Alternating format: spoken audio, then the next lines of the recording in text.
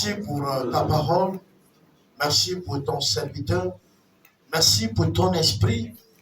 Merci pour ton peuple. Que toute la gloire te revienne. Au nom de Jésus. Amen. Amen, amen. Bonjour à tous. Comment ça nous va? Ça va bien? Ok. Moi, j'ai eu une semaine très difficile. Et jusqu'à ce matin, je lutte encore un peu avec mon corps. J'étais un peu beaucoup malade depuis vendredi. Sinon, ça a commencé le jeudi soir. Et nous étions hier le sujet d'attaque, ma femme et moi, la nuit. Nous avons dormi très tard. Nous avons vraiment été beaucoup attaqués hier. Nous ne sommes pas en train de vous parler de songes. Non, on parle de réel. On pouvait sentir les douleurs sur notre corps comme des physiques nocturnes, où on pouvait sentir un bras qui arrête de fonctionner.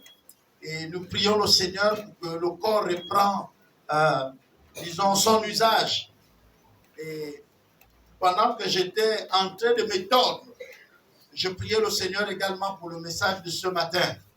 Et je voudrais comme ça donc nous donner le thème.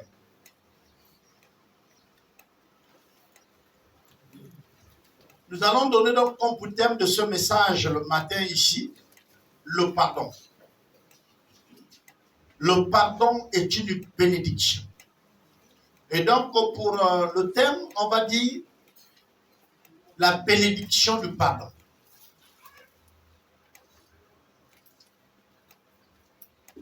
Vous pouvez dire le pardon est une bénédiction, mais pour être court, on dit la bénédiction du pardon. Le pardon est une bénédiction. Amen, amen. Alors, je suis dans le livre phare que nous connaissons tous quand on parle du pardon. C'est 1 Jean 1, le verset 9. Tous les chrétiens peuvent le citer, hein, non? Il y a des chrétiens qui ne connaissent pas le passage là. Voilà. Sinon, on vous l'a lu le jour où vous avez fait la décision de connaître Christ. On vous l'a lu. Alors, le passage dit quoi? Si nous confessons nos péchés, il est fidèle et juste pour nous les pardonner et pour nous purifier de toute iniquité. Amen, amen. Alors, c'est deux choses. Péché et iniquité. L'un est le grand frère de l'autre. L'iniquité, c'est quand tu as atteint un péché ou que tu n'arrives plus à te séparer de ça. C'est-à-dire, il est là assis. Il grandit de jour en jour. Tu ne fais que répéter ça. Tu le gardes en toi. Hein? Tu le chéris. C'est l'iniquité. Le péché, ouais, on arrive, on pêche, Seigneur, pardonne-moi. Mais l'iniquité reste permanente. Parfois, il nous arrive de gratter un peu ça. On dit, Seigneur, pardonne-moi pour telle chose. Mais en réalité, on ne la quitte pas.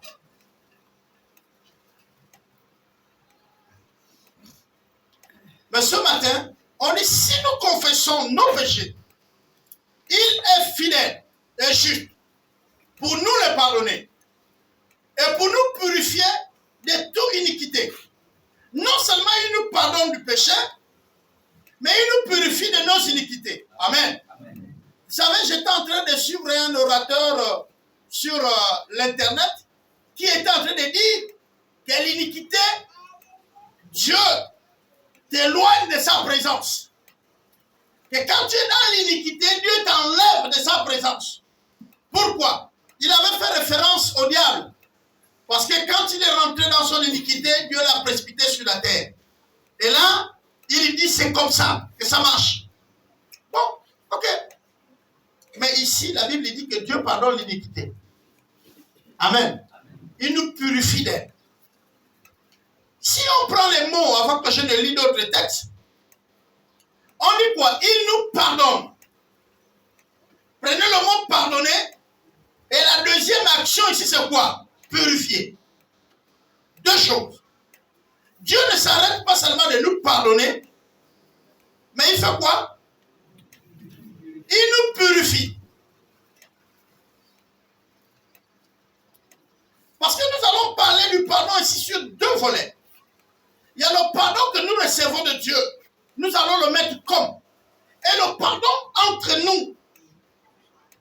Je ne sais pas si on se comprend. Le pardon que nous avons de Dieu, on va le prendre comme, c'est-à-dire la mesure. Et le pardon que nous avons les uns et les autres. Parce que beaucoup d'entre nous disent, je te pardonne, mais je reste prudent. Hein? Parce que celui qui a trahi, trahira. C'est-à-dire qu'on prend un verset biblique et puis on va chercher une déclaration mondaine pour venir soutenir la prudence. Hein non? On va aller doucement. Dieu nous pardonne et nous purifie. Qui ne veut pas être pardonné? Et qui ne veut pas que non seulement il est pardonné, mais il est purifié. C'est-à-dire qu'il n'y a plus rien, il est pur. Dieu le rend pur. Il n'y a plus le péché en lui. Il n'y a plus l'iniquité. Il n'y a plus de tâches. Quand tu dis Seigneur, pardonne-moi, il te lave. Il te rend propre. Et tu es digne d'être dans sa présence. Et j'aimerais poser la question. Nous demandons à Dieu pardon combien de fois? Dans la journée? Combien de fois? Dans la semaine? Combien de fois? Dans le mois? Vous savez, Pierre en avait marre. Assurément, parmi les disciples, il y avait les gars qui les embêtaient. Vous savez, dans le groupe, parfois, il peut y avoir un petit là qui taquine un peu les vieux. Et puis Pierre vient voir Jésus et dit, mais attends, combien de fois je dois pardonner là? C'est pas que c'était ailleurs. Hein? Il dit, non, mais Seigneur, combien de fois? Est-ce que c'est 7 fois? Bon, il pensait que le Seigneur va lui donner un nombre par jour, ou quand le petit va dépasser là, il va agir. Mais le Seigneur lui dit, mon ami, 7 fois 77 fois jour. C'est-à-dire, à partir de demain, dès que vous arrivez à 24 heures, le compteur revient à 0. Bon, tu dois pardonner. Prenez 7 fois 77 fois. Bon, admettons que vous avez trouvé, je vais prendre juste comme ça, je ne vais pas faire les calculs, je tire l'exemple. Vous avez trouvé 100. Et puis le gars pêche, tu comptes, il pêche, tu comptes. Il arrive à 99, il part dans un autre quartier. Demain, il revient à 0. Donc, il a encore le temps de t'embêter combien? 99 fois. La journée d'aujourd'hui. Tu dois le pardonner. Dès qu'il voit qu'il nous reste 2 ou 3, il change le coin. Demain, il revient. Ça fait comme ça toute la semaine. Des 7 jours-là, il fait ça. Non, à vous, à moi, soyons vrais, honnêtes. Est-ce que même le 3e jour, il va revenir?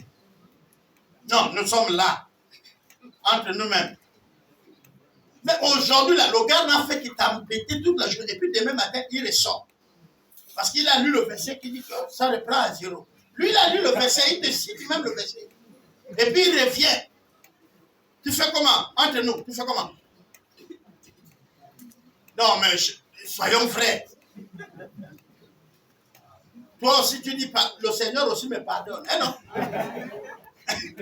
Comme il te pardonne aujourd'hui, c'est moi qui va pardonner. Donc, je vais d'abord te choquer. Et puis moi aussi, je demande pardon. Il n'y a pas que toi qui le pardonne. Mais ici, nous avons la prière de notre Père, qui est un modèle que le Seigneur nous montre. Il dit, pardonne-moi. Mais quoi? C'est-à-dire que tu sais que tu offenses. Tu offenses Dieu. Tu offenses ta mère. Tu offenses ton père. Non, il faut qu'on soit clair. On est d'accord? Tu offenses parfois ton responsable. Tu offenses parfois ton mari. Toi aussi, tu offenses ta femme. On est humain, on est d'accord? Parfois, tu offenses tes enfants. Hein, non? Et tu offenses aussi ton Dieu. Donc, tu vas vers Dieu, tu lui dis, pardonne-moi. Et puis, il y a un autre mot qui dit, comme j'ai fait quoi? Hein?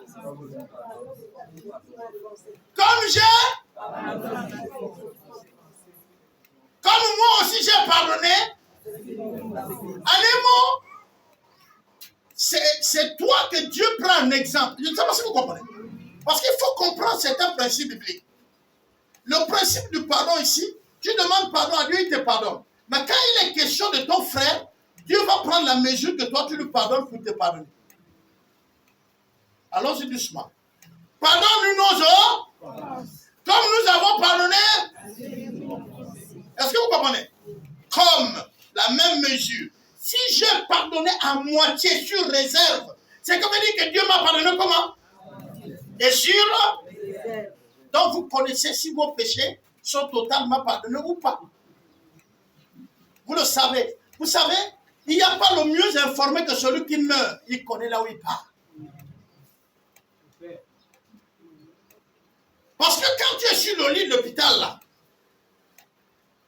hein, vous voyez la plupart des vieux là, ils t'ont déjà dit, c'est moi qui avais tué X et tout. Et puis bon. Hein non? Il fait les confessions, hein non? On dit non, même si on vient voir nos parents, on dit que si tu as le problème, il faut confesser. Il faut confesser. Et puis lui aussi que oui, moi, j'ai mal agi. Hein non? Donc vous pensez que c'est comme ça seulement. Donc tu attends. Maintenant imagine, tu es dans un véhicule. Ah, pam! Vous avez damé le poteau. Pah! Tu vois seulement tout blanc. Tu entends une petite louange doux. Tu es de l'autre côté. Si tu vois les trucs blancs, c'est que tu es allé au ciel. Dès que tu vois tout est noir, tu connais là où tu es. C'est là où je dis, souvent, on voit les morts, les cadavres transpirer. Vous n'avez jamais vu les morts transpirer? Mort, quelqu'un mort, mais il transpire. Il y a les morts qui ont le visage attaché. Bien attaché. Le pauvre, il est dans les problèmes. Mais il y a les gars, quand tu viens voir même son corps, il est relax. Tu sais que non, on dit le gars là raconte le beau chemin. Le cadavre sourit. Hein? Pas les yeux ouverts comme ça. Tu dis, oh, lui là, oh. Hein? Il y a les autres, c'est la bouche ouverte. On attache même les draps, les morceaux de draps. On attache ici, on tire du fer, mais tu parlais trop. Hein, non?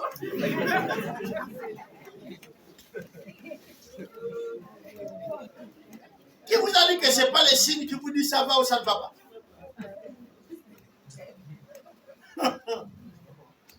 Moi, je vous dis, vous là, les mamans, vous aimez pleurer en disant viens me chercher. Tu connais là où il est parti? Il y a des routes qu'il ne faut pas sauter qui viennent te prendre. Et il y a des moments où il faut regarder. Si tu sens que lui là, il servait Dieu. Il dit viens me prendre, je vais aller sur le même chemin que toi. Quand ce serait mon temps. Mais il y a les deux, viens me prendre. Jamais. Babou, tu pars là, tu ne reviens pas, même les rêves. Pourquoi? Parce que tu sais que là où il est parti là, ce n'est pas la joie. Nous, on sait même parmi nos parents, on connaît qui faisait quoi, hein, non? Ah! Parfois, vous êtes là, oh non, et vous écrivez là. Va, que la terre te soit légère. S'il pouvait te répondre. Son problème, ce n'est pas la terre. Un mort ne ressent rien. C'est le corps. Ce qui se passe, c'est que l'âme sort du corps. Est-ce que vous comprenez? Donc, quand vous enterrez là-bas, il est même parfois à côté. Vous voyez. Mais son problème, c'est pas ça. C'est qu'on ne peut plus confesser le péché. C'est trop tard. Même si tu dis, Seigneur, pardonne-moi, j'ai volé. C'est trop tard. Après la mort, il n'y a plus la confession. Vous savez ça? Il vous est permis de confesser quand vous êtes sur la terre. Je dis bien, dès que vous mourrez, la confession n'est plus possible. Il y a des principes avec Dieu que nous on fait des débats pour rien. Je vous ai dit, vous connaîtrez le Fils. Le Fils vous a franchi. On prend un cas simple. Tu es sur la terre là. Tu dis que c'est toi qui es devenu la route. Tu ne pardonnes personne. Dans la famille, tu es une terreur. Dans le quartier, c'est toi. Et plus encore, si tu as la possibilité d'avoir les feuilles marron tous les mois. Les autres ne vivent plus. Faites un tour à la mort. Demandez les gens qui travaillent à l'hôpital, ils vont vous dire. le même chariot qui amène le riche, c'est le même chariot qui amène le pauvre. Vous savez, là-bas, à la morgue, il y a les tiroirs, les armoires. Il n'y a pas pour les riches et pour les pauvres. Quand tu arrives à la morgue, les gars qui travaillent là-bas mettent celui qui vient selon l'heure qu'il vient, selon le casier libre.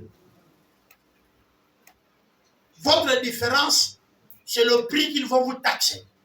Comme ils savent que lui là, c'est un Richard, ils augmentent la facture. Et le jour là, même si vous demandez un cercueil, moi, ils vous disent c'est fini. Mais quand ils savent que c'est un pauvre, nous on commence à leur dire, vous ne pouvez pas nous faire une réduction là, parce que lui là, on dirait, il n'a même pas la famille. Et vous dites, il y a les cercueils de 100 000 là qui sont ici, de 90 000.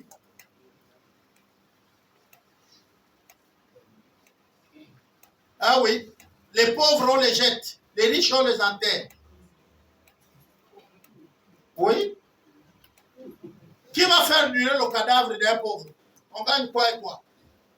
Mais un riche, le temps de travailler, de discuter l'héritage, de partager tout ça, de voir qui va venir nous donner quoi. Parce que quand les autres riches ils viennent pleurer l'autre riche, c'est des millions qu'ils déposent, n'est-ce pas? Et donc vous pensez que les héritiers sont bêtes d'aller enterrer vite le corps? Ça discute même dans la maison de qui on va aller pleurer, non? Mais les pauvres, tout le monde ferme leur maison. C'est très souvent, si la maman était morte, qu'elle a laissé même la cuisine, on dit enterrez-lui dans la cuisine. On va lui pleurer dans la cuisine de sa mère. Même les frères et les sœurs ne sont pas disposés à ouvrir leur maison pour le corps de leurs frères.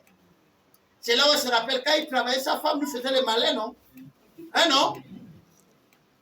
Mais vous dites que vous les avez pardonnés. Nous allons voir la dimension du pardon. Ah, Seigneur, j'ai pardonné. Ok. Ça, c'est le premier verset que nous avons lu. Nous sommes dans le livre de Luc, chapitre 15. Nous allons lire à partir du verset 11. Il dit encore, un homme avait 2 fils. Le plus jeune dit à son père, mon père, donne-moi la part de mes biens qui doit me revenir. Et le père le partagea son bien. Peu de jours après, le plus jeune fils, ayant tout ramassé, partit pour un pays éloigné, où il disputait. Il dissipa son bien en vivant dans la débauche. Lorsque tout dépensé, une grande famine survient dans ce pays et il commença à se trouver dans le besoin. Il alla se mettre au service des habitants du pays qu'il envoya dans ses champs garder les pourceaux. Il revient, voulut se rassasier des carouges, carouges que mangeaient les pourceaux, mais personne ne le lui en donna. Étant rentré en lui-même, il s'est dit, combien de mercenaires chez mon père ont du pain en abondance, et moi ici, je meurs de faim. Je me lèverai, j'irai vers mon père, et je lui dirai, mon père, j'ai péché contre le ciel et contre toi.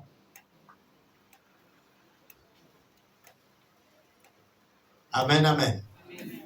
Voilà un fils.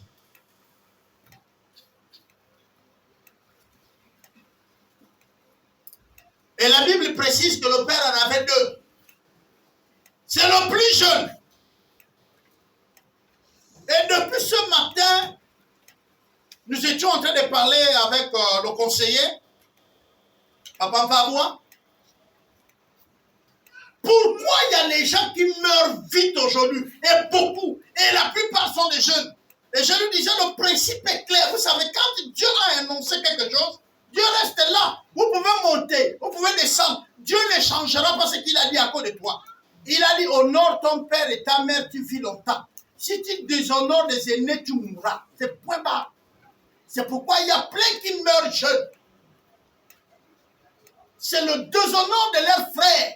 Ils déshonorent les pères, ils déshonorent les mères. Ils n'écoutent plus les aînés. Pourquoi? Parce qu'ils ont de l'argent. C'est parce que tu as eu la grâce d'apprendre. Mais si tu as eu la grâce d'apprendre, c'est qu'il y a eu quelqu'un qui a investi en toi, non? Est-ce que vous savez qu'il y a des gens qui avaient toute la volonté d'apprendre, mais personne n'a investi en eux? Et aujourd'hui, ils sont en arrêt. On dit non, lui là, il a raté dans sa vie. Il n'a pas raté. Personne n'a investi en lui. Personne n'a cru en lui.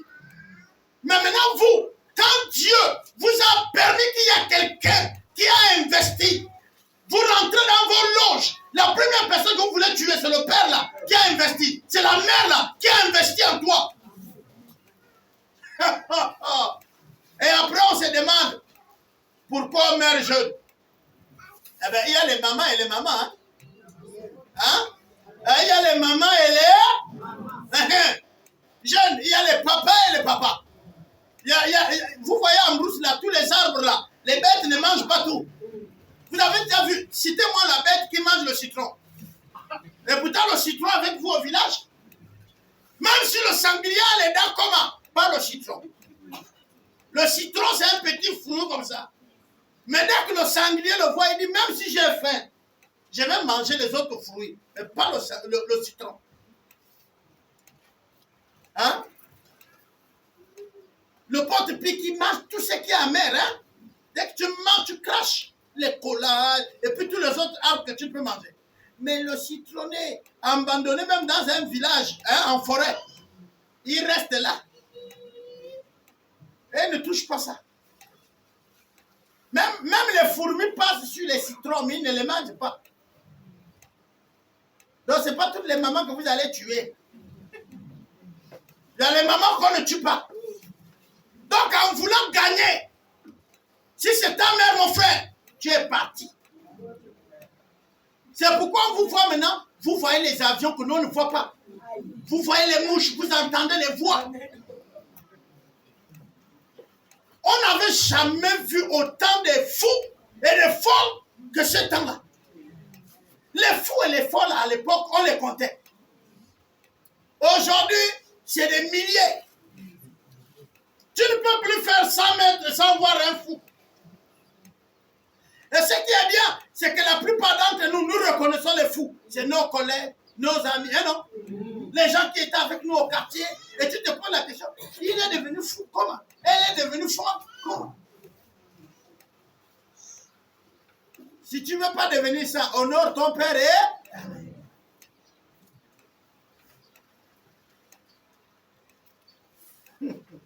Le jeune homme ici, ce n'est même pas l'aîné. Hein. C'est le deuxième. Le plus jeune, dit la Bible. Il voit, il vient, il dit, papa, oui. Ah, il demande l'héritage, le père est encore vivant. Mais tu ne peux pas être héritier, le père est vivant. Il dit, non, moi je ne peux plus attendre, tu dures là. Ah, viens, tu dures. Bon, vos histoires où il faut attendre, on peut attendre. Tu me donnes pour moi, je pars. C'est-à-dire, si le père avait prévu une maison pour lui, le gars, il ne veut pas habiter là où le père est. Il vend sa maison, il part. Il veut ça. Le père partage les biens entre lui et son frère, mais aussi sa femme. On est d'accord? Et puis il dit, bon, prends. Le gars, il a pris ses biens. Et la Bible dit qu'il allait à un pays loin. C'est-à-dire qu'il s'est éloigné du Père, de la face du Père, des conseils du Père. Il a coupé les ponts avec le Père, il allait loin. Vous allez comprendre la dimension qu'il a allé. Et là-bas, il a géré ses biens seul, comme il pouvait. Seulement, il n'avait pas appris l'intendance auprès du Père. Il avait les biens. Mais il avait appris quoi auprès du Père? Rien. La Bible dit qu'il a commencé à dépenser. lapidé tous les biens qu'il avait. Donc lui, il faisait la dépense, il ne faisait pas les entrées. Et on dit, un mauvais temps va commencer dans le pays. En fait, la Bible est en train de dire ici, le mauvais temps là, c'est lui. C'est-à-dire que quand vous dites, ah, le Gabon est devenu chaud, mon frère, il faut d'abord bien réfléchir, c'est chez toi que c'est chaud. Il y a les gens où c'est doux, hein non? Un gars comme moi, à midi, j'ai eu ma purée de mangue. Avec un tubercule qu'une fidèle qui même est venue donner. C'est doux. Oh.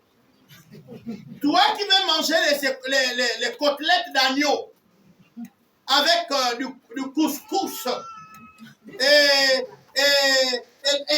la pâte, et puis tu veux la tomate, jusque là tu cherches tout ça. C'est chaud. Hein non?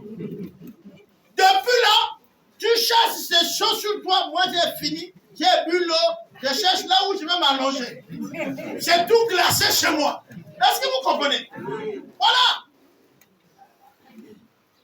Vous voyez les mamans au village, quand elle tout pour elle, il n'y a pas de congélateur, il n'y a pas de frigidaire. Tout est bio, c'est gardé en brousse de manière naturelle. Ok? Quand elle part, elle ne ramasse pas tout. Hein?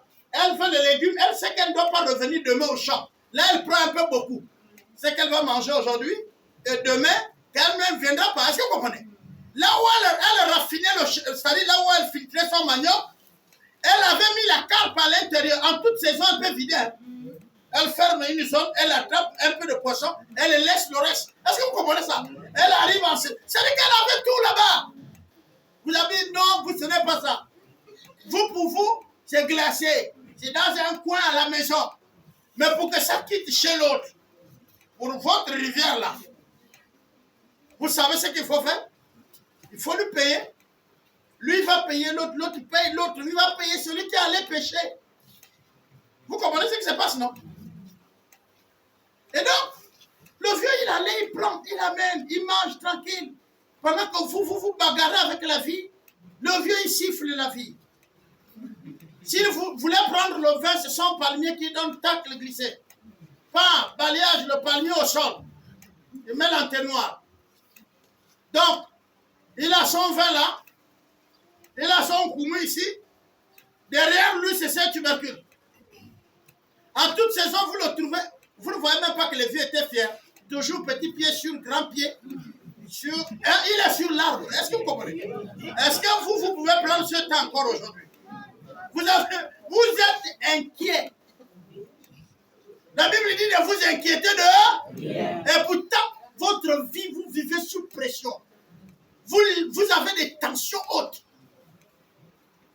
Vous voulez... Les autres, vous copiez le blanc. Attends. Vous me voyez, moi, mettre les fleurs autour de ma maison pendant que je peux planter l'oseille? La fleur de quoi? Non, la fleur de quoi? Donc vous pensez parce que le blanc plante des fleurs? Non, moi aussi je viens mettre des fleurs. Moi je plante l'oseille, le folon. Est-ce que vous comprenez? Le tchani. C'est ce que je plante. Ceux qui m'ont visité savent que c'est ça, non? À toute saison, je suis là. Vous voyez les pluies du matin jusqu'au soir là. Tu dis, je vais monter au carrefour, comment? Moi, je serai avec mon parapluie seulement, au bord de la barrière. Oh, je vis là. Je coupe là, je retourne. Oh oui, je retourne chez moi à l'intérieur. Et toi qui prends au carrefour, tu sens, malgré la pluie, l'odeur vient. L'oseille grillée. On appelle ça comme ça, non? Tu entends la cuillère? C'est l'oseille du plateau là. À midi, tu manges bien, tu bois l'eau. Pendant que les gens sont en train de dire, Seigneur, pourvoir à ma nourriture dans la maison. Toi, tu es seulement là. Oh, merci Seigneur. De ce que tu ne laisses personne affamer. Lui, il se regarde, il me dit, là, il lit. Non, s'il vous plaît. Le jeune avait tout lapidé. La Bible dit que la fin arrivée, c'était pour lui. Il ne savait plus quoi manger. C'était lui. Alors il a cherché le travail. Il a trouvé le travail. C'était garder quoi? Les cochons. Le travail qu'il ne faisait pas. Le salaire vient encore. Vous pensez que les difficultés de salaire, c'est seulement au Gabon que vous avez connu. Voilà un. Il garde les bouchons, mais le salaire ne vient pas. Il Il a les problèmes, mais il n'y a pas de salaire. Il travaille, il n'y a pas de salaire. Le gars dit, bon, là, je peux bouffer même les choses, la nourriture qu'on donne aux cochons là. Mais il y a les autres, les anciens qui sont là devant, depuis, qui ne lui permettent même pas de manger les choses que les cochons mangent. Et le gars s'arrête, il dit, mais attends, qu'est-ce qui se passe? Chez mon père, il y a là-bas des serveurs. Ces gars-là mangent bien. Le serviteur, chez mon père, il mange bien, le serviteur. Il mange bien, ce n'est même pas le fils. Il mange bien. Si mon père ne veut pas me recevoir en tant que fils, qu'il me prend comme un serviteur, comme travailleur, je m'en vais. Mais regardez bien, il prend conscience. Et il dit, ah, donc ce que je faisais là, je péchais contre qui? Et puis contre qui? Et pourtant, je vais vous dire une chose, les mamans. Très souvent, on a des amis, on reste ensemble. Quand un ami fait quelque chose qui est mauvais et qu'il s'éloigne de vous, vous vous méfiez de lui quand il revient, n'est-ce pas, non? Mais au fait, vous faites erreur. C'est celui-là qui connaît ta valeur maintenant. Parce qu'il a regardé et puis il dit, ah, les amis, là, on dirait, lui, là peut être vraiment, hein? En Afrique de l'Ouest, on dit, si tu ne visites pas plusieurs marchés, tu ne connaîtras pas le bon marché. Les mamans, vous rentrez dans un magasin, qu'est-ce que vous cherchez? Les prix, non? Vous rentrez, si vous regardez, vous partez dans l'autre, vous regardez. Parfois, vous vous rendez compte que c'était le premier magasin qui avait le bon prix. Hein? Vous revenez vers l'autre. Chose que nous, les hommes, on ne fait pas. Nous, quand on rentre dans un magasin, ce qu'on trouve, on ramasse. Et vous arrivez devant, vous vous rendez compte qu'on a vendu ça 2 fois, merde. Mais c'est le principe ici. Le fils avait demandé sa liberté avec ses biens. Il est parti. Il y a eu séparation. Je me lèverai, j'irai vers mon père. Et je lui dirai, mon père, j'ai péché contre le ciel et contre toi. J'ai péché contre Dieu et j'ai péché contre toi. En agissant ici, je ne suis plus digne d'être appelé ton fils. Traite-moi comme l'un de tes, on va dire mercenaires, mais c'est tes serviteurs. Et il se leva et alla vers son père. Comme il était encore loin, son père le vit et fut ému de compassion. Il courut, se jeta au cou et le baisa, c'est-à-dire l'embrassa. Ok, on va aller doucement. Voilà le gars, il a tout gaspillé, il a gaspillé les biens, il a tout gaspillé. Souvent chez nous, quand celui qui nous a fait un tort, celui qui nous a fait un bien là, il part, nous le souhaite qu'il échoue. Eh non? Et quand il échoue, il meurt. Il revient maintenant vers nous. Et quand il revient vers nous, il dit à quoi faire quoi? Eh non? Tu pensais que l'oiseau oublie le piège. Mais le piège n'oublie pas l'oiseau. Eh non? Après que le matin, tu as dit, mon père, pardonne-moi comme je pardonne ceux qui m'ont. Et là, tu dis à l'autre qui revient,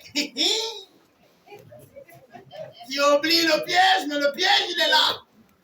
Et là, en ce moment, tu ne sais pas ce que le Seigneur dit. Tu oublies le piège, mais le piège est là. Il y a l'histoire, avant que nous ne continuons la lecture, il y a l'histoire d'un serviteur qui devait à son maître beaucoup d'argent. Le maître l'a appelé pour lui dire, je vais te jeter en prison jusqu'à ce que tu me payes mes biens. La Bible dit qu'il est tombé à genoux. Il a supplié l'autre. Il a dit, maître, pardon, accorde-moi un peu du temps. Et le maître lui a dit, ok, je te pardonne, vas-y. Le frère sort de là, il croise son frère qui lui devait. Il dit, ah, tu me dois? L'autre dit, oui, mais s'il te plaît, accorde-moi un peu du temps. La Bible dit qu'il lui a pris, il lui a jeté en prison. Et les autres qui savaient ce qui s'était passé, c'est-à-dire les autres qui étaient au courant que le maître lui a pardonné, sont repartis voir le maître pour dire, mais maître, mais le gars que tu as pardonné là, il vient de jeter l'autre qui lui doit en prison, il ne lui a même pas pardonné. La Bible dit que le maître lui a rappelé et le maître lui a mis en prison pour la dette qu'il avait. Maintenant, j'aimerais vous poser la question. Le maître l'avait pardonné ou il ne l'avait pas pardonné? Mais pourquoi il le remet en prison? Mais pardonner, c'est oublier, non? Pardonner, c'est oublier, jeter, non? Mais si le maître avait oublié, pourquoi il lui a rappelé?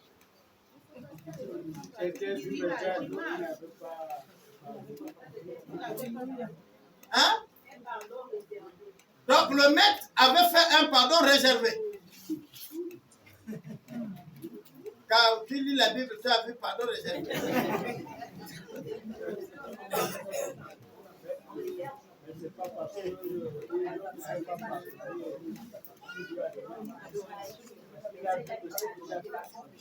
Alors, je vous ai dit au départ que mon pardon est conditionné au pardon que j'accorde.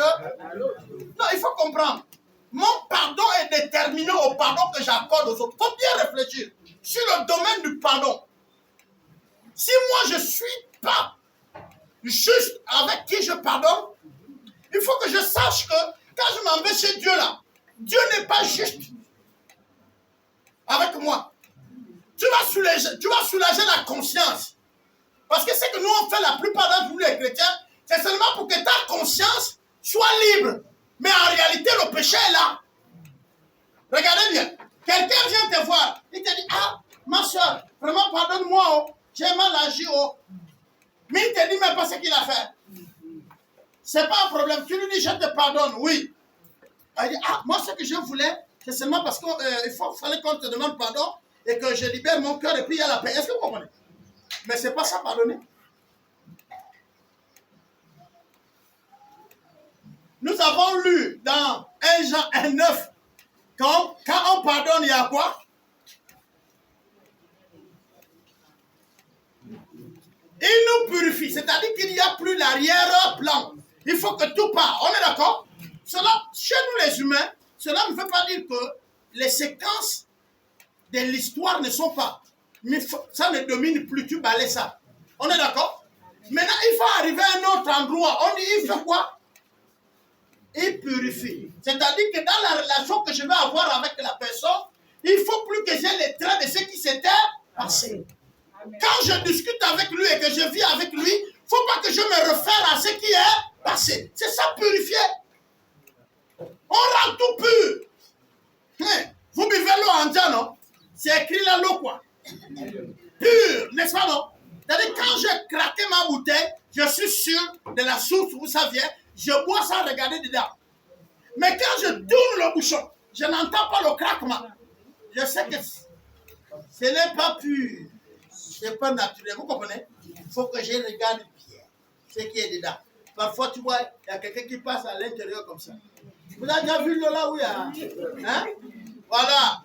Il te dit, ne bois pas. Ne bois pas.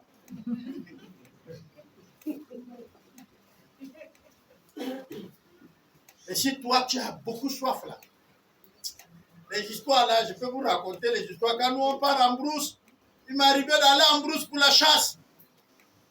Tu tombes là, tu bois l'eau, tu finis, tu vas devant, tu trouves les sanglions chier. Dans l'eau là. Et tu finis en bas là-bas, tu... Tu as vu, merde! Oh! Ils se sont baladés là-bas, ils ont fait même la boue en haut. Le père a vu le fils. Le père l'a vu de loin, il a aperçu son fils. Il a couru. Donc il court là, il ne se rappelle plus que ce gars-là a pris l'argent. Pardonner, c'est oublier. C'est rendre la personne qui est devant toi comment? Pure. Comme si elle n'avait jamais fait quoi? La chose.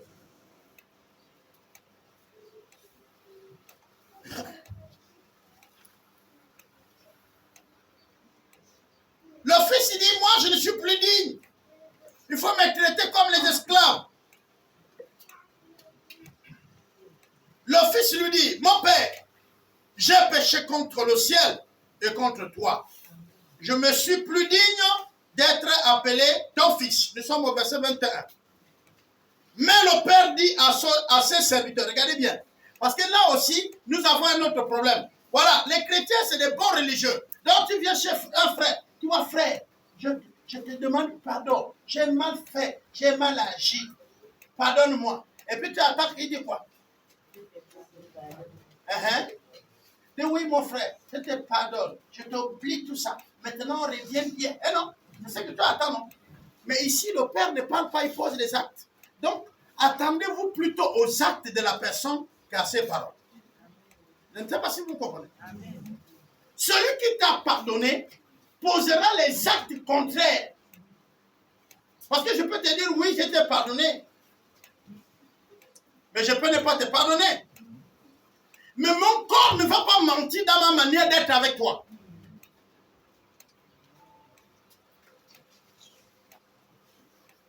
Quelqu'un te dit, pardonne-moi, hein? Tu lui dis, oui, je te pardonne et tout. Et puis à l'instant, il te dit, oh, je t'ai vu avec l'épargne là, donne-moi un. Tu vas lui dire, à peine je t'ai pardonné. Tu commences à demander maintenant l'épargne. Hein? Je t'ai pardonné, c'est vrai, mais j'ai encore mal, hein, donc. Ah oui, j'ai encore mal, donc doucement. Parce que c'est pas parce que tu es venu demander pardon ou c'était stratégique. Vous voyez, non? Parce que toi, si tu dis, ah non, on dirait ton pardon là, c'était juste pour l'épargne. Hein? Non, s'il vous plaît, il vous demande pardon, croyez que c'est sincère. Parfois, il faut laisser les gens avec leurs problèmes.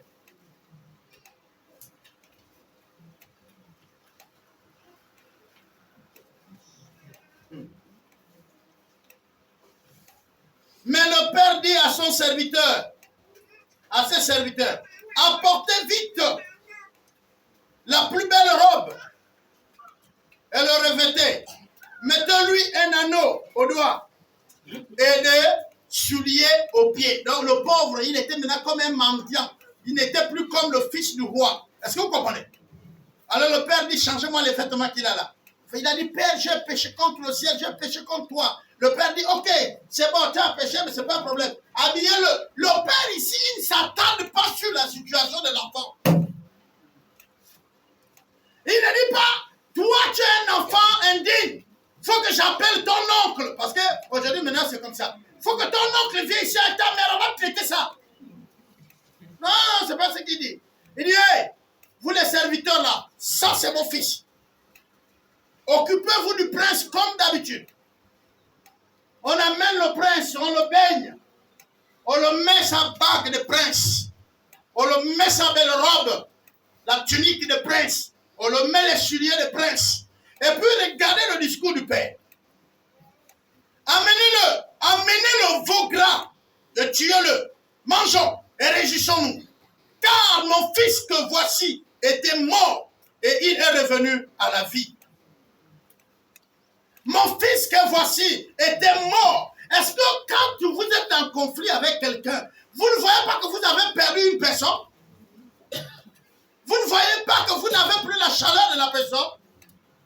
Votre ami, votre soeur. Sinon, je poserai la question, votre cœur est comment? Ma soeur là était considérée comme morte. Pourquoi? Quand les personnes sont en conflit, quand les personnes ne se parlent pas, l'un vient de tuer l'autre. Est-ce que vous connaissez ça?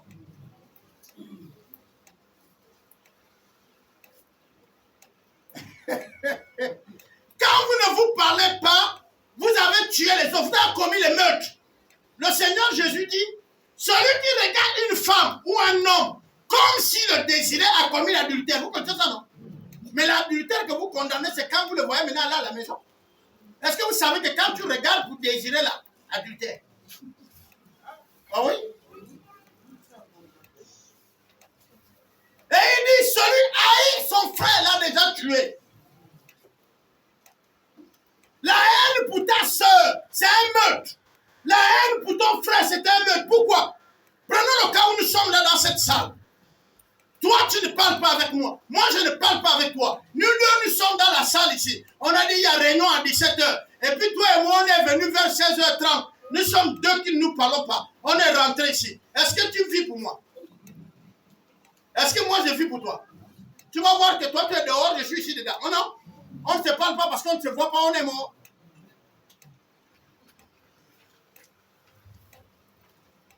Quand quelqu'un est mort, on parle avec lui. Mais si tu ne parles pas avec l'autre, c'est que tu l'as tué pour toi. il est mort. Et vous avez tué plein de parents. Vous avez des amis que vous avez tués depuis. Vous ne parlez pas avec eux. Mais vous priez le Seigneur. Vous avez des collègues au travail, à l'école que vous avez déjà tués. Vous avez des amis dans l'église, même dans les mêmes comités, vous avez tué. On t'a dit que ton oncle, ton parent là, c'est un rosiclicien, c'est un formation. Tu ne le rends plus visible, tu l'as tué. Tu ne le parles plus. Quand tu te dis même, ma nièce, mon neveu, demain je serai chez toi, tu fouilles.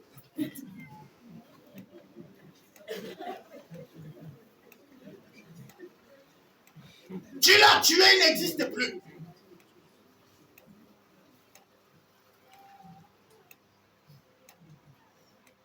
Il faut que vous le refaites vivre. Le pardon procure la vie. Le pardon ressuscite les morts. Le pardon ramène les morts à la vie. Ici, le principe ne doit pas être de toi. C'est-à-dire que si j'ai un problème avec toi, moi je t'ai pardonné. On a fini le problème. Je te vois, on parle bien, je n'ai plus rancune. Prenons le cas de deux personnes mariées qui se sont séparées. L'autre a amené l'autre au tribunal. Il a demandé le divorce. Oui, je t'ai pardonné, mais le divorce est là. On est d'accord? Oui, il y a le divorce. Mais je t'ai pardonné, je ne t'ai pas plus rancune. Cela ne veut pas dire que je vais encore te prendre comme mari ou femme. Non. Je ne sais pas si vous me comprenez. Mais dans mon cœur, il ne faut pas qu'il y ait la haine. Dans mon cœur, il ne faut pas que je sois alimenté d'une haine.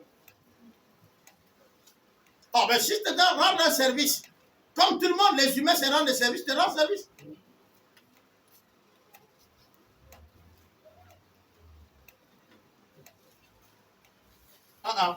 On se comprend. Mon époux couple là, c'est fini. Il y a plein des hommes que vous voyez là. Ils ne sont pas vos maris ou les autres ne sont pas vos femmes. Est-ce que vous vivez avec eux parce que ils sont des femmes ou des hommes? Non. Désormais, je te considère comme un frère, comme une soeur. Ça reste là. Mais je t'ai pardonné. Le cas du Fils ici, il est présenté dans le cas de Dieu. Comment Dieu nous voit. Quand nous sommes dans la rébellion, nous disons à Dieu, nous voulons gérer notre vie nous-mêmes. C'est ce que le Fils a fait. Il a dit, non, non, non, je ne veux pas que toi, Dieu, tu t'intéresses et tu rentres dans mes affaires. Tu me laisses gérer ma vie moi-même. Je suis assez grand. Dieu, garde ton côté. Laisse-moi partir.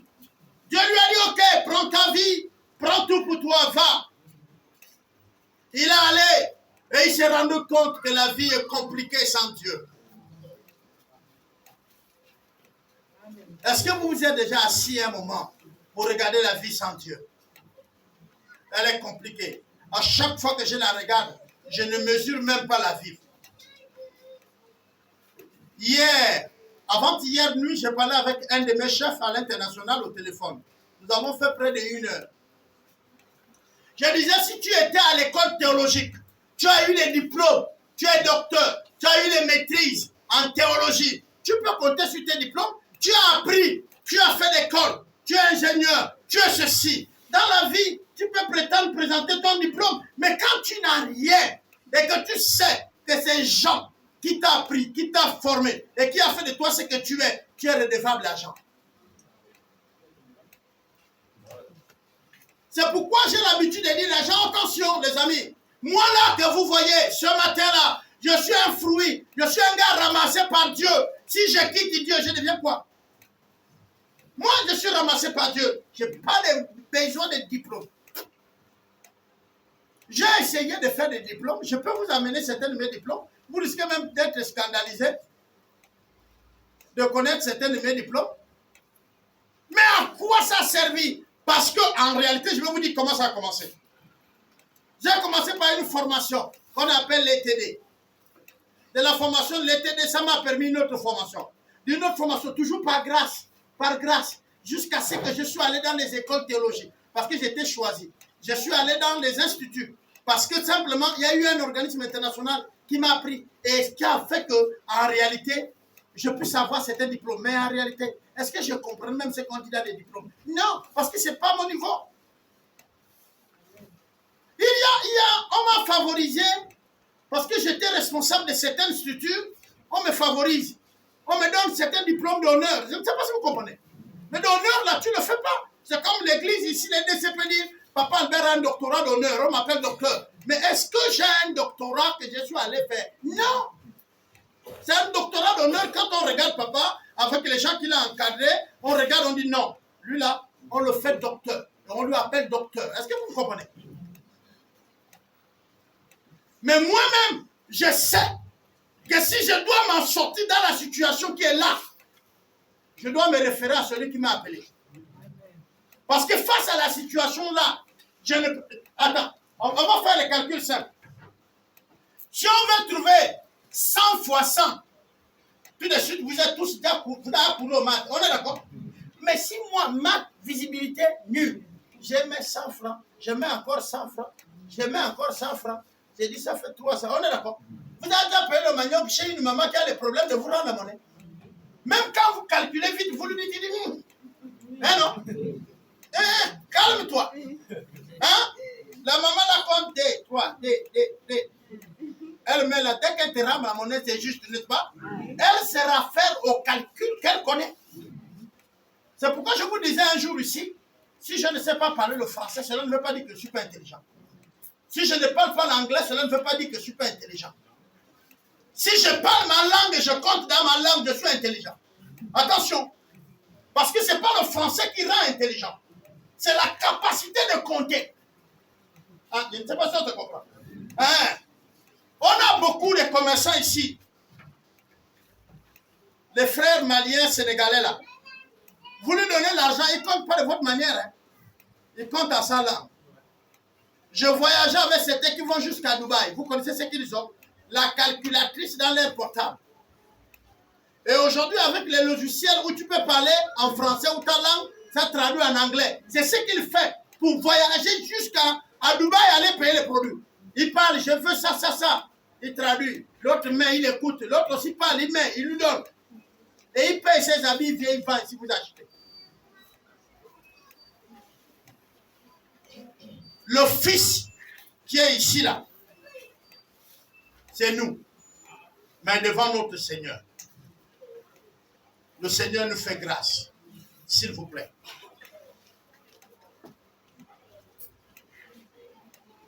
Colossiens 3, au verset 13, je vais terminer par là, il dit ceci. Supportez-vous les uns les autres. Et si l'un a un sujet de se plaindre de l'autre, pardonnez-vous réciproquement. De même que Christ vous a pardonné, pardonnez-vous aussi. Amen, amen. Donc, vous voyez, quand on parle du pardon, le principe reste le même. Vous devez vous pardonner pour bénéficier du pardon. Vous ne pouvez pas avoir le pardon de Dieu si vous ne pardonnez pas.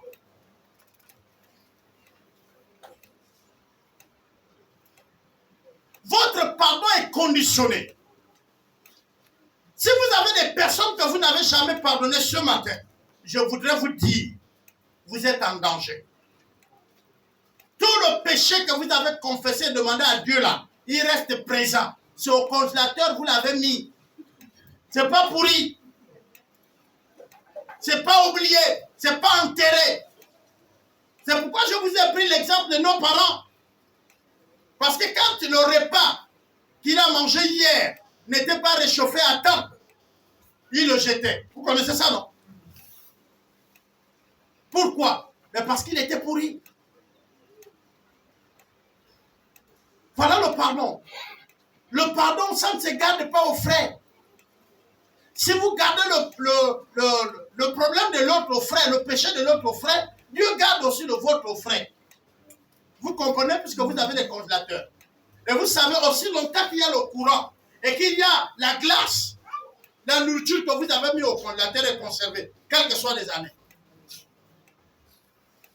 Et c'est aussi pareil que notre péché. Tu mets les conditions pour le péché de l'autre. Tu mets les conditions. Tu te dis, si tu ne fais pas ça, tu n'auras pas mon pardon. Il n'y a pas de problème. Mais il ne faut pas que tu oublies les conditions que tu lui as dit. Parce que ces mêmes conditions s'appliquent à toi pour Dieu.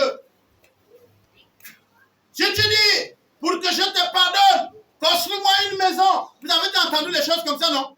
Pour que je te pardonne, amène-moi 100 000. Pour que je te pardonne, tu dois venir te mettre à genoux devant moi. Il n'y a pas de problème. Pour que Dieu te pardonne, tu dois amener 100 000. Pour que Dieu te pardonne, tu dois venir te mettre à genoux. Je vous ai dit, c'est la condition. Les gens pensent que le christianisme, on le vit de manière... Non, c'est la vie. Et Dieu ne nous impose rien. Il a dit, celui qui a le Fils a la vie. Donc, c'est ce que vous-même vous faites là. À chaque fois que je parle de ça, j'ai envie de voir une église qui se développe, qui grandit, qui est prospère en tout égard. Et parfois, je ouvre cette parenthèse parce que c'est aussi difficile. Mais je vous dis, si vous voulez vous épargner dans vos finances et tout, payez vos dîmes, donnez ça. Si vous savez donner, vous allez voir Dieu vous donner.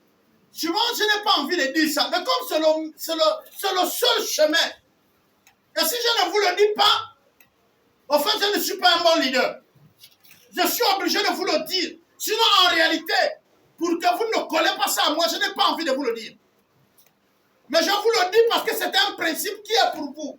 La Bible dit, non seulement il va ouvrir les églises de cieux pour vous, mais il dit que les nations viendront prêter à votre descendance. Donc, ça là, vous pouvez ne pas donner. Vous pouvez ne pas donner. Soyez libre. Soyez libre. Vous pouvez ne pas donner l'offrande. Ne donnez même pas. Gardez votre argent. L'œuvre du Seigneur se fera.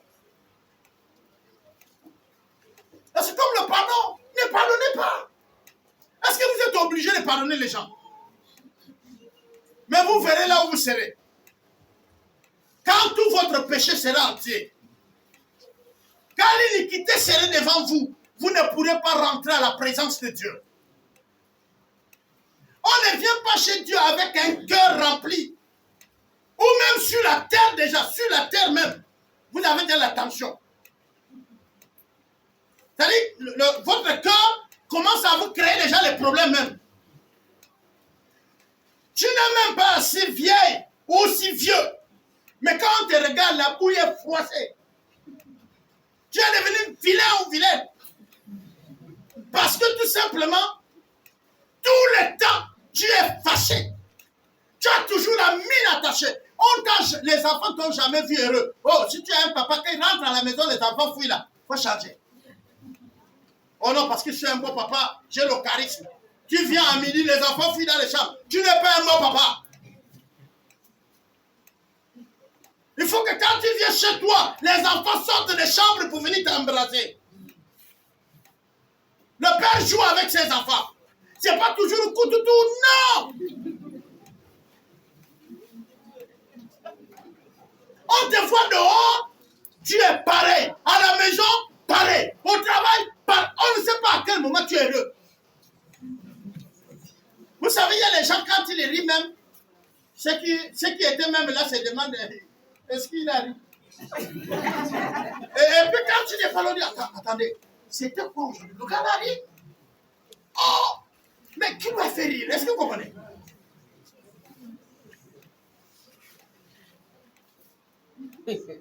J'étais aussi sur le banc de l'école. Très souvent, les enseignants que nous on embêtait, c'est ceux qui étaient trop sincères, sérieux, sévères. Mais ceux qui riaient avec nous, on ne les embêtait pas. Bonjour, monsieur, ça va? Oui, monsieur, ça va? C'est cool, vous comprenez, non? Monsieur, quand il vient, on passe au devoir. Et quand il n'est pas là, nous on répète ça. On passe au devoir. Pourquoi? Parce qu'il n'est pas là. Et quand nous on se retrouve entre nous, les élèves, il y a un qui devient toujours l'enseignant là. Il fait un truc et puis tout le monde... Et puis quand il est là, tout le monde... Et également dans le christianisme, nous sommes devenus pareils. Maman et papa à la maison sont des terreurs. Les enfants vivent sous pression. Tu as la télé chez toi, mais tes enfants suivent la télé chez les voisins. Parce qu'il n'y a pas moyen de s'asseoir avec toi. Oh, ma fille a enlevé la grossesse, elle est morte. Comment tu la parles? Le jour, oh, tu verras. Ah non. Mais après, quand elle est le bébé, tu es encore là. Ah non. C'est compliqué. C'est compliqué. C'est compliqué. La Bible dit que si cela dépend de nous, soyons en paix avec tous. Mais c'est aussi avec nous-mêmes. Pardonnez. Pardonnez. Même si celui que vous pardonnez ne comprend pas, pardonnez. Est-ce que vous comprenez? Parce que le pardon, ce n'est pas d'abord l'autre qui ça libère, c'est toi. Dieu dit, tu veux donner ton offrande. Mais là, tu t'aperçois qu'il y a quelqu'un qui a quelque chose contre. Tu laisses l'offrande, tu vas faire la paix, et puis tu viens donner l'offrande. Mais nous-mêmes, on dit quoi? Ah, c'est lui qui a les problèmes, il n'a qu'à rester là-bas. C'est lui qui a les problèmes. La paix, le pardon, ce n'est pas une faiblesse. Je rappelle encore, et je termine par là. Le pardon donne la vie. Le pardon ramène à la vie les morts. Vous voulez ressusciter les gens? C'est le pardon. Et je vais vous dire une chose. Vous ne pouvez pas combattre le mal en vous agissant mal. C'est pourquoi le Seigneur dit, si ton ennemi a faim, on fait quoi de lui? On lui donne un. Mais tu vas prendre l'habitude de donner si tu n'as pas le cœur de ça. Il faut que ton cœur n'a rien. Comment y arriver à ce cœur? C'est là où il y a problème. Eh bien, le Saint-Esprit à nous peut nous donner ce cœur. C'est lui qui peut nous amener à pardonner. C'est pourquoi pour vivre la vie de Dieu, on a besoin de Dieu. On n'a pas besoin de la connaissance, on a besoin de Dieu. Est-ce que vous comprenez? Il faut que Dieu soit en nous pour que nous vivons la vie de Dieu. Parce que c'est lui qui procure sa vie à nous. C'est pourquoi nous dépendons de Dieu. On ne peut pas vivre la vie de Dieu de nos propres forces. On le vit en Dieu, par Dieu, pour Dieu. Et c'est ce qu'il nécessite où je dis, Seigneur, viens dans mon cœur. Est-ce qu'on peut le faire? Chacun de nous va dire à Dieu, donne-moi la possibilité et la capacité de pardonner et même de demander pardon. Si tu connais les morts que tu as au frigidaire, dis, donne-moi la force de pardonner parce que j'ai trop longtemps gardé. Et je veux aussi accepter le pardon de l'autre s'il me demande. Ce n'est pas forcément qu'il fait la leçon. Il vient chez le Père. Le Père a simplement dit, viens, mon fils. Il n'a pas dit, je te pardonne. Moi ici, non. Regardez les gestes. Parfois, vous offensez quelqu'un ou quelqu'un vous offense. Mais vous ignorez. Vous agissez comme si c'était pareil. En ce autre moment, vous lui avez pardonné. Prions notre Seigneur.